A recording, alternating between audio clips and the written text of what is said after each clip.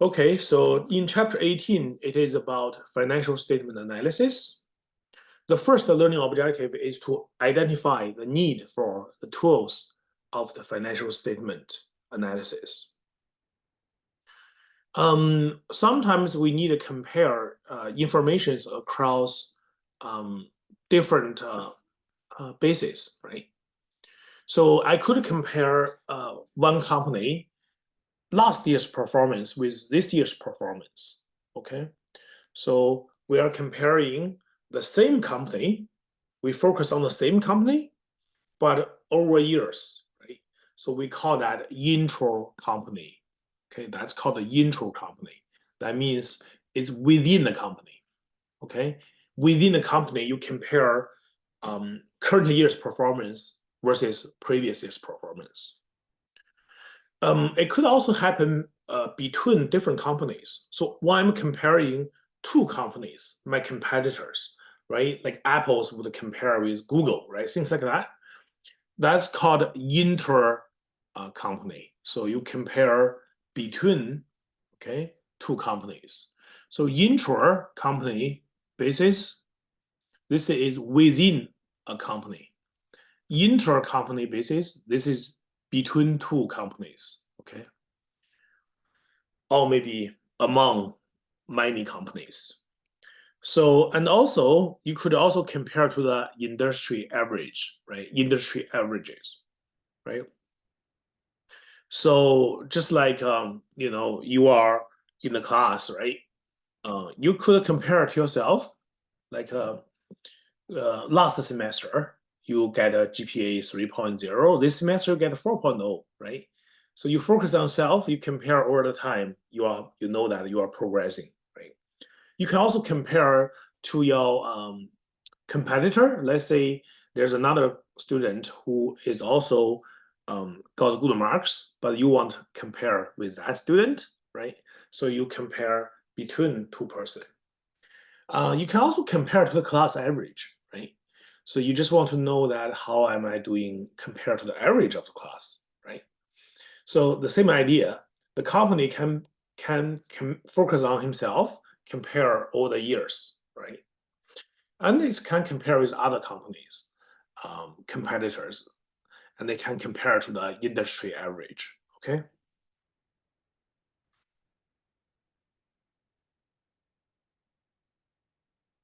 The tools of analysis, horizontal analysis, okay? Horizontal analysis, this is evaluate a series of data over 2 or more periods, okay? Horizontal. Vertical analysis, okay, is to evaluate data as a percentage of a base amount within the same financial statement and period. So vertical, horizontal, once we see some examples, this will be very clear. Ratio analysis, this expresses the relationship among selected financial data within the same period. Okay, we're going to see some examples. It will be very clear. Ratio analysis, including liquidity ratio. We have studied about liquidity ratio, right? Like current ratio, working capital, solvency ratios. This measures companies' ability to survive over a long period of time. Profitability ratios. This measures how successful the operation is for a specific time period. So we're going to see how this ratios analysis were performed. So second learning objective is about explain and apply horizontal analysis. Okay, horizontal analysis, right? Horizontal analysis. So basically, you have one period, you have a base period amount, okay? Base period amount. And then you have an analysis period amount. And then you compare your analysis period versus your base period. And then you form the percentage-wise, okay? So suppose that your base period, okay? So your base period here, that amount is 14,058, Okay, that's your base. You compare other numbers with this number, right? That's called the base period amount, and the analysis period, 14,871. So when I use a division, the base is base, right? It should be the denominator, right? When you say something as a base, that means that's the denominator. So you use analysis period divided by the base and times 100%. So that tells you horizontal percentage of the base year. And then you want to know change, right? How much the change is. So you take the difference between your analysis period amount with the base period amount, prior period, which is the base here, divided by prior period. So you figured out that is the 2.3% increase.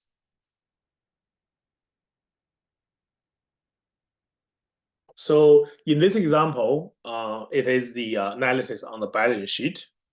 There are numbers for two, there are comparative numbers, figures for 2 years, 2019 and 2020, right? So my 2019, this is my base, right? This is my base.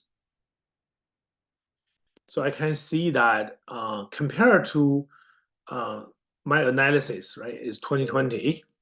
This is my analysis period. So when I compare 2020 number, 50,000 versus the base, 55,000. So apparently that current the cash decreased by 5,000, right? And then percentage wise, right? Percentage wise, you use 5,000. That's change difference divided by the base, which is 55,000. So that's how you get this. This is going to be 1101. So that's how you get 9.1%. Okay, for this number. So then you're going to do this by rows, right? You can follow this, repeat this process by rows. You figured out the difference. So this analysis is useful because once I see the percentage, this will help me to identify the major changes, right? So when I'm following this column, I'm just going through this. This one seems to be a large change, right? And 45%, 50%, those are the very large change, right? And return earnings, 57.8%, right? So you are able to identify those percentage that are reducing, right? Reducing. So it's very straightforward to see this, right? Just to take a look at this percentage change, right?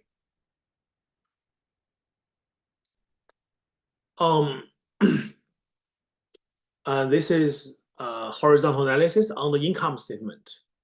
Again, that's for the 2 years, right? This is my base period. This is my analysis period. So you can see sales has increased by almost 7%, which is good. Net sales increased by more than almost 8.7%. Cost of goods sold also increased 11.4%. So that's kind of a little bit interesting, right? Because if your sales increase by only 8.7%, so if the goods you purchased does not cost you more money, so basically your cost of goods sold should also increase by 8.7%, right? If that increase is just based on the quantity, not based on the price. Now it seems like it's more expensive to purchase these goods, right? Because that's the 11.4% increase. The good news is your gross profit is still up 3%. Your operating expenses is up 3.9%.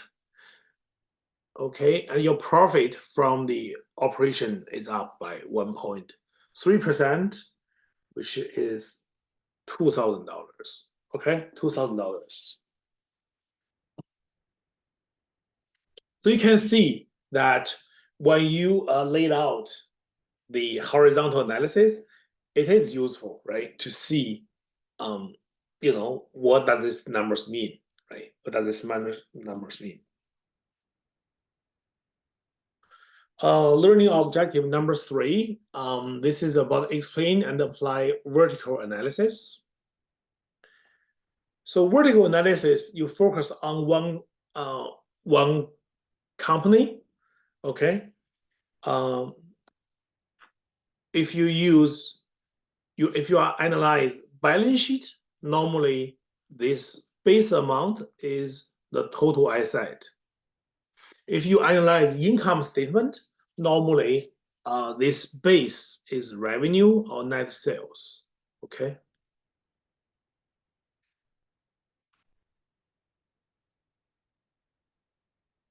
So now let's take a look at here. Suppose your total asset is 100%, right? It's $1 million. So think about the total asset as a pie, right? Total asset, think about it as a pie, right? So the whole pie is 100%. How many of that is cash? It's only 5%, a small slice, right? Only 5%. Short-term investment, 2%. Accounts receivable, 7.2%. Inventory, you know what I'm saying? So total asset is like a big pie, and then within that, how each item, the percentage, right? So this tells me, if I take a look, my total current asset is almost 55%. My long-term asset is 45.5%. Okay, 45.5%. What about my liability? My liability is 73.8%. Okay, so for every $100, the company asset, the 73.8%, 73.8 is a debt. Only 26.2 is the equity. So the company is kind of leveraged, heavily leveraged, right? Because it's 40, 26, 74, right? You have more debts. And then you can see that within the debt, the long-term debt is actually 40%. 40%. You see that how this percentage tells you, how you can compare each item versus the total total assets, right?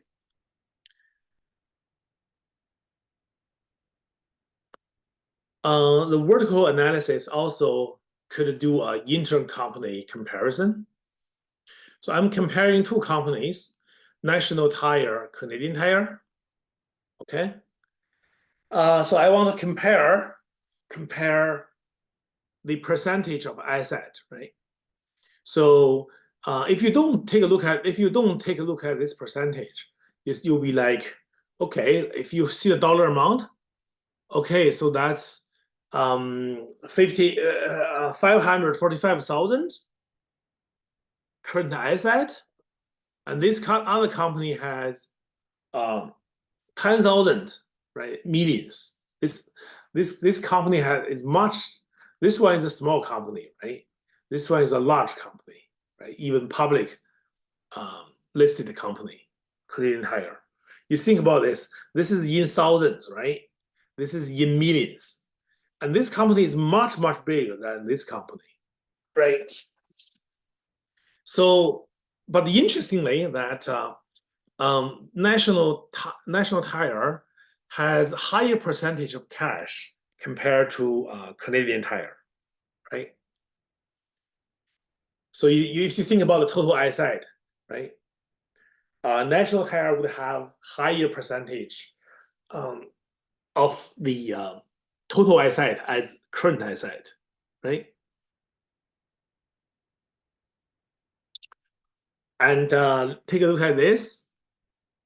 National Tire, 40% of the total asset is a PPE, but for Canadian Tire, it's only 21% of that is PPE.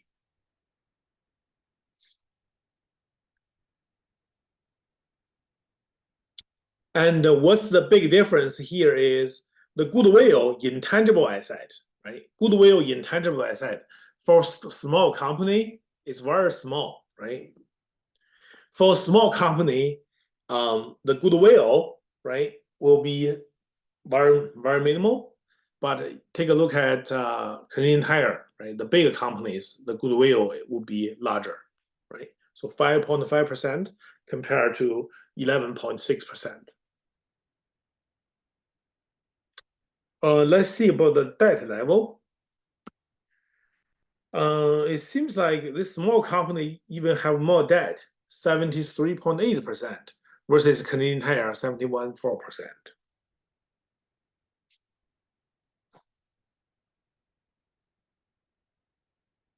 Okay, so you can see this vertical analysis, right? Vertical analysis, then you can compare them between two companies.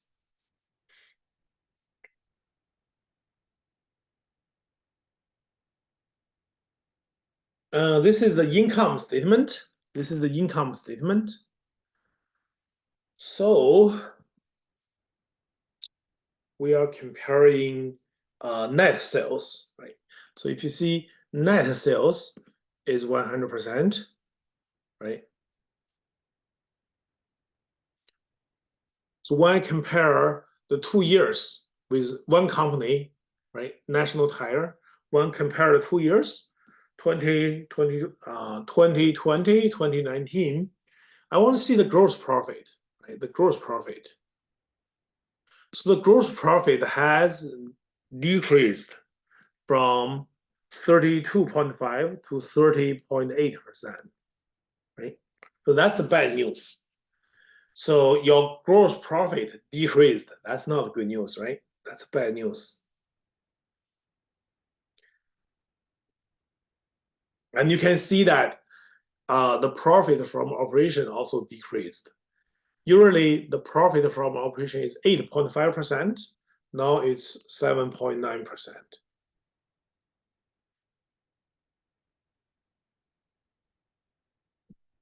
And not surprisingly, the profit is 5.6% of the net sales in 2019, but it's only 4.7% for 2020.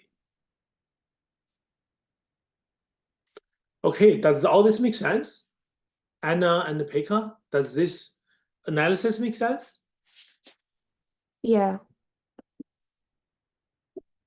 Okay. So identify and use ratios to analyze liquidity. Okay, so liquidity ratios, there are different ways to measure, right? Measure. Current ratio, that's the current asset divided by current liability. The higher, the better. Okay. Receivable turnover, so net credit sales divided by average gross accounts receivable. Did we talk about this before? Have we talked about the receivable turnover before?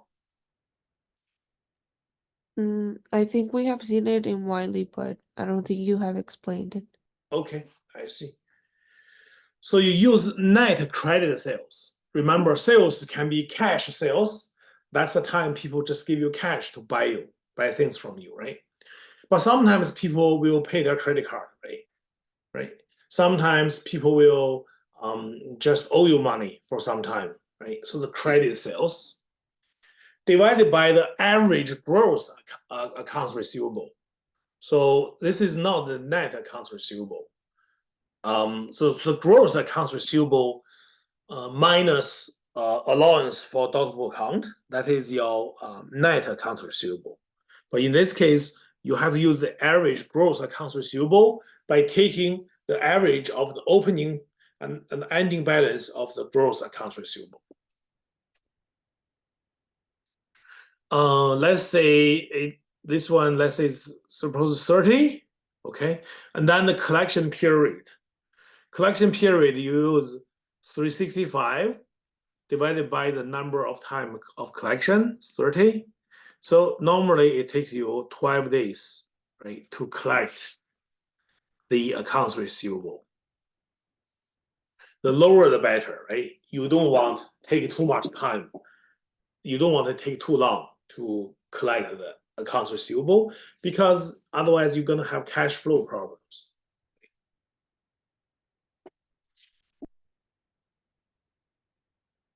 Inventory turnover, you use cost goods sold divided by average inventory.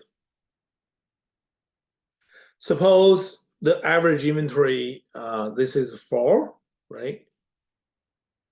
And then days sales in inventory. So there are 365 days divided by 4 inventory turnover.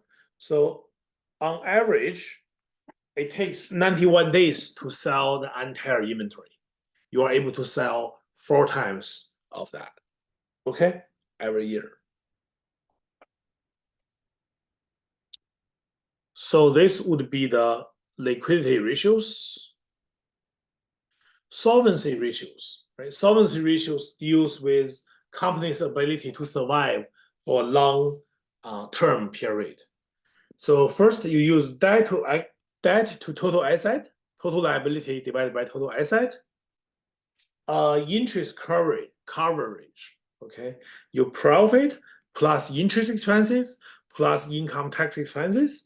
Together, this is called earnings before income and tax, EBIT. So profit plus interest expense plus income tax expenses. This is called earnings before interest and the income tax expense divided by income tax. Okay.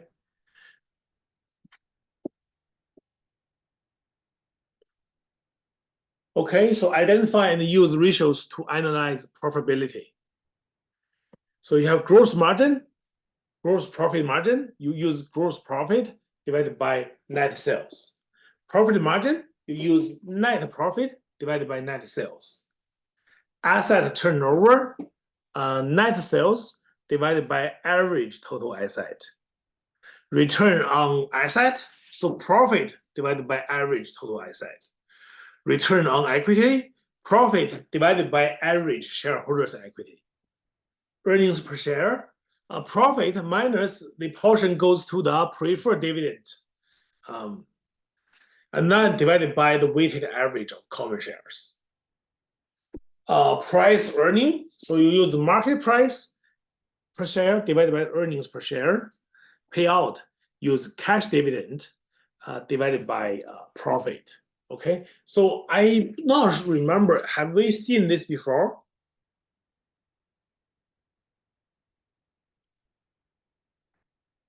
Have we seen this analysis before? No, I haven't. No? Okay. Is this easy to understand or not?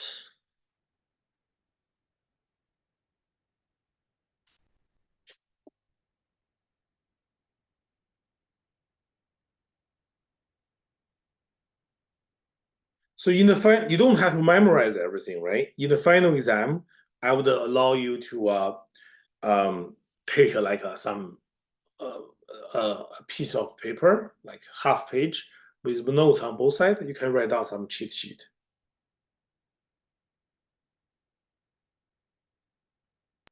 How big the paper? So normally the paper would be this, right? Like 8.5 times 11. And then you take half of that, okay? And then you can write notes on both sides of the cheat sheet. Okay, perfect. Yeah, if you are not comfortable with all these formulas, then you may want to just write it down. Yeah.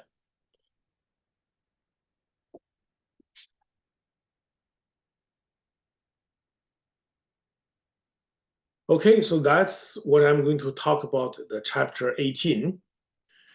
Okay, so let me see.